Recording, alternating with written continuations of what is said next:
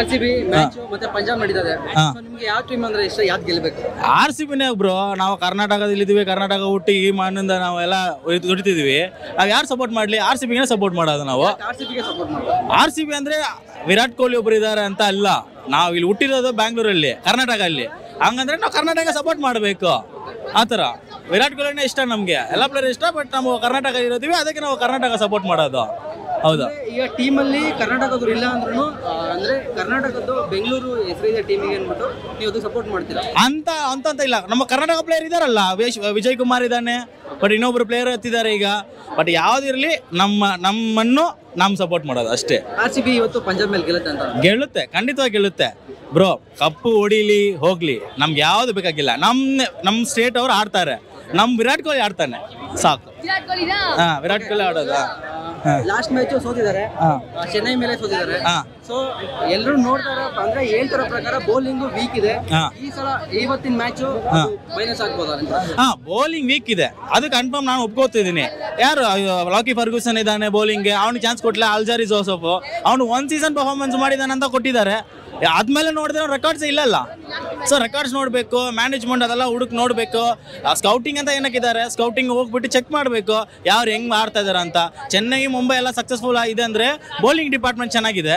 ನಾವು RCB batting ಇಟ್ಕೊಂಡು bowling ಅಲ್ಲಿ ಬಿಟ್ಬಿಡ್ತಾರೆ. 250 ಹೊಡಿತಾರೆ, 19 ಓವರ್ 18 ಓವರಲ್ಲಿ ಕೊಟ್ಬಿಡ್ತಾರೆ ಹೊಡಿಯೋರನ್ನ. ಬೌಲಿಂಗ್ ಡಿಪಾರ್ಟ್ಮೆಂಟ್ ಚೆನ್ನಾಗಿರ್ಬೇಕಂದ್ರೆ ಸ್ಕೌಟಿಂಗ್ ಚೆನ್ನಾಗಿ ಮಾಡಬೇಕು, ಮತ್ತೆ ಸೆಲೆಕ್ಟರ್ಸ್ ಚೆನ್ನಾಗಿ ಮಾಡಬೇಕು. ಟಾಮ್ ಕರ್ನ್ ಎದ್ಬಿಟ್ಟು ಥಮ್ಸ್ ಅಪ್ ತೋರಿಸ್ತಾ ಇದ್ದಾನೆ ಅಲ್ಲಿ ಹೋಗ್ಬಿಟ್ಟು ಆಕ್ಷನಲ್ಲಿ.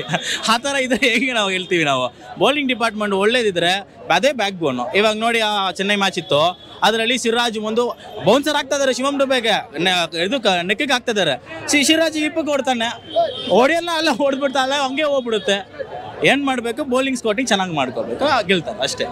ಈಗ ಬೌಲಿಂಗ್ ಪ್ಲೇಯರ್ನ ಯಾಕೆ ತಗೋತಿಲ್ಲ ಅನ್ಸುತ್ತೆ? ಮಾಡಬೇಕಾದ್ರೆ ತಪ್ಪು ಮಾಡಿದಾರೆ ಅಂತ. ಸೆಲೆಕ್ಷನ್ ಮಾಡೇ ತಪ್ಪು, ನಿಜ ಸೆಲೆಕ್ಷನ್ ಮಾಡಿರೋದು ತಪ್ಪು. ಇವಾಗ ಫರ್ಗೂಸನ್ ತಗೊಂಡ್ರು, ವಿಲ್ ಜಾಕ್ಸ್ ತಗೊಂಡ್ರು, ಯಾರಾದ್ರೂ ಒಬ್ರಿಗೆ ಚಾನ್ಸ್ ಕೊಡಿ, ಅಂತವ್ರಿಗೆ ಚಾನ್ಸ್ ಕೊಡಬೇಕು. ಇವಾಗ ಗ್ರೀನ್ ತಗೊಂಡಿದ್ದಾರೆ, ಒಳ್ಳೆ ಪಿಕ್ಕು, ಅವನು ಚೆನ್ನಾಗೇ ಬೌಲಿಂಗ್ ಮಾಡ್ದ. ಬಟ್ ಈ ಅಲ್ಜಾರಿ ಜೋಸಫ್ ಎಷ್ಟೇ ಚೆನ್ನಾಗಿ ಮಾಡಿದ್ದಾನೆ. ಮಿಕ್ಕಿರೋ ಪ್ಲೇಯರು ಸ್ಕೌಟಿಂಗ್ ಮಾಡಬೇಕು, ಯಾರು ಆಡ್ತಾರೆ ಯಾರು ಬಿಡ್ತಾರೆ ಅಂತ ಎಲ್ಲ ಹುಡುಕ್ಬೇಕು. ಫಸ್ಟ್ ಪಾಯಿಂಟ್ಸು ಇರೇನು ಮಾಡ್ತಾರೆ, ಕಣ್ಣು ಮುಚ್ಕೊಂಡು ಹೋಗೋದು. ಸ್ಕೌಟಿಂಗ್ ಮಾಡಿರ್ತೀನಿ ಹೆಸರಲ್ಲಿ ಹೋಗಿಟ್ಟು ಡೈರೆಕ್ಟಾಗಿ ಅಲ್ಲಿ ಆಕ್ಷನಲ್ಲಿ ಕೂತ್ಕೊಂಡ್ಬಿಟ್ಟು ಯಾರು ಬೇಕೋ ಹಂಗೆ ತಗೋತಾ ಇದ್ದಾರೆ. ಹಂಗಲ್ಲ, ಅವ್ರು ಕ್ರಿಕೆಟ್ ಆಡೋರು ಒಬ್ರು ಹಿಡ್ಕೋಬೇಕು ಜೊತೆಯಲ್ಲಿ. ಅಲ್ಲಿ ಆಕ್ಷನಲ್ಲಿ ನೋಡ್ತಿದ್ವಿ, ಕ್ರಿಕೆಟ್ ಆಡದೆ ಇಲ್ದರು ಕೂತ್ಕೊಂಡು ತಗೋತಾ ಇದ್ದಾರೆ. ಎಲ್ಲಿ ನಮ್ಮ ಹೆಡ್ ಕೋಚೇ ಇಲ್ಲ.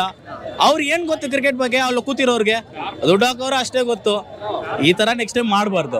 ಯಾರೋ ಕ್ರಿಕೆಟ್ ಗೊತ್ತಿರೋರು ಕೂತ್ಕೋಬೇಕು, ಅಲ್ಲಿ ಆಕ್ಷನಲ್ಲಿ ಎತ್ಕೋಬೇಕು. ಹಂಗೆ ಅಂದ್ರೆ ಇವಾಗ ಸಿರಾಜ್ ಬಿಟ್ರೆ ಸ್ಪಿನ್ನರ್ ಯಾರು ಇಲ್ಲ.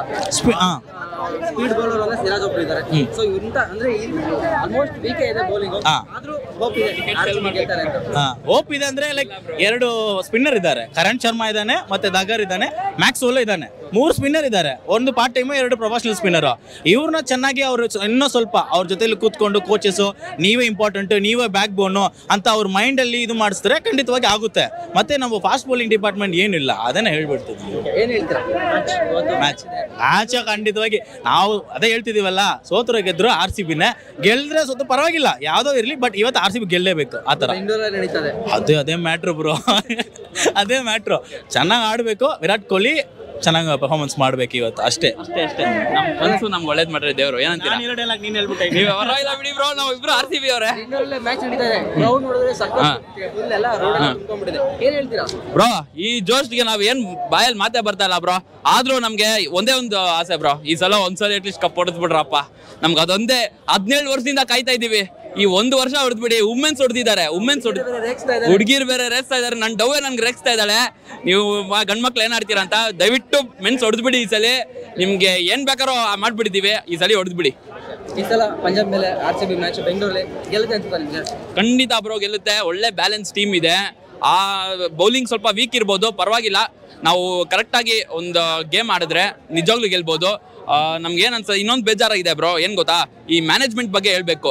ಇವಾಗ ಏನ್ ಮಾಡ್ತಾ ಇದಾರೆ ಅಂದ್ರೆ ಅವರು ಎಲ್ಲ 2300 3300 ಆ ತರ ಎಲ್ಲ ಟಿಕೆಟ್ ರೈಸ್ ಮಾಡ್ತಾ ಇದಾರೆ.